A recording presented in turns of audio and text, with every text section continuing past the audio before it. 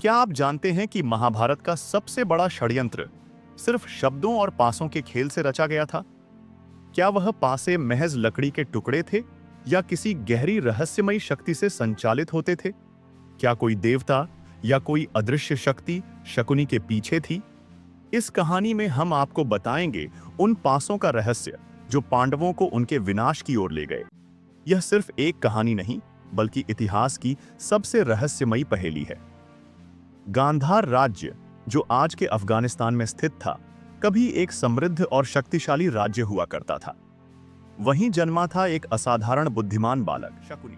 वह केवल एक साधारण राजकुमार नहीं था, बल्कि उसकी बुद्धि और चालाकी किसी भी योद्धा की तलवार से अधिक धारदार थी। शकुनी के पिता सुबल गांधार के राजा थे और उनकी पुत्री गांधारी को धृतराष्ट्र के साथ विवाह करने के लिए हस्तिनापुर बुलाया गया था। यह विवाह एक सामान्य राजनैतिक समझौता नहीं था, बल्कि इसके पीछे एक षड्यंत्र की नींव रखी जा चुकी थी। गांधारी के विवाह से पहले ही एक भविष्यवाणी की गई थी। गांधारी का पति अंधा होगा और उसके 100 पुत्र होंगे जो विनाश का कारण बनेंगे।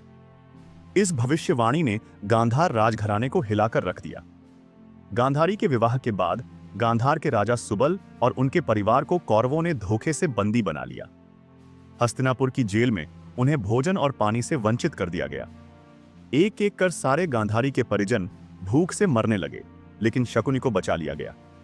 शकुनी के पिता ने मरने से पहले उससे कहा, तू बच गया है क्योंकि तू ही हमारी मृत्यु का बदला ले सकता है। याद रख, यह केवल हस्तिनापुर के विनाश की शुरुआत है। शकुनी ने अपने पिता की अंतिम इच्छा पूरी करने की ठानी। उसने प्रतिज्ञा की कि वह कौरवों और पांडवों के बीच ऐसी फूट डालेगा कि एक दिन पूरा कुरुवंश नष्ट हो जाएगा। परंतु यह रहस्य बना रहा कि शकुनी के पास जो पासे थे, वे हर बार उसी की जीत क्यों सुनिश्चित करते थे। कहा जाता है कि जब उसके पिता और भाइयों की मृत्यु हुई, तो शकुनी ने उनकी हड्डियों से एक विशेष प्रकार के पासे बनाए। ये हड्डियां केवल उसके ही आदेश का पालन करती थीं और उसकी चालों के अनुसार ही गिरती थीं। यह कोई साधारण जुआ नहीं था, बल्कि आत्माओं और अदृश्य शक्तियों का खेल था।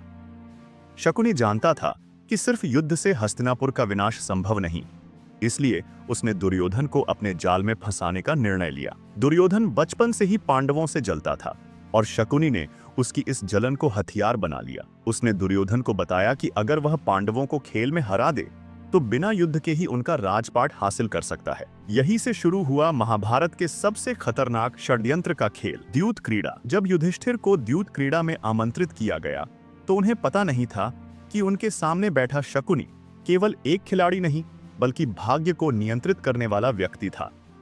शकुनी ने अपने जादुई पासों का उपयोग करके पहले युधिष्ठिर को मामूली बाजी में हराया, फिर उन्हें बड़े दांव लगाने के लिए उकसाया।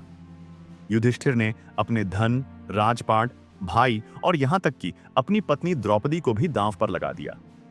और हर बार पासे वही अंक दिखाते थे जो शकुनी चाहता था। यहां तक कि जब द्रौपदी को सभा में अपमानित किया गया, तब भी किसी को शकुनी के पासों की रहस्यमयी शक्ति का एहसास नहीं हुआ। महाभारत के युद्ध में शकुनी ने पूरी शक्ति लगा दी कि कौरव जीतें, परंतु नियति को कुछ और ही मंजूर था। जब पांडवों ने युद्ध जीत लिया, तो भीम ने शकुनी का वध कर दिया। लेकिन सबसे बड़ा रहस्य यह है कि शकुनी के मरते ही उसके पासे भी शक्ति विहीन हो गए। क्या वह शक्ति सिर्फ उसके जीवन तक सीमित थी?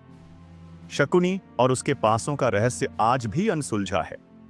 क्या वह केवल तंत्र मंत्र का खेल था या फिर किसी दैवीय शक्ति की योजना? क्या आपको लगता है कि इतिहास में ऐसे कई और रहस्य छिपे हैं?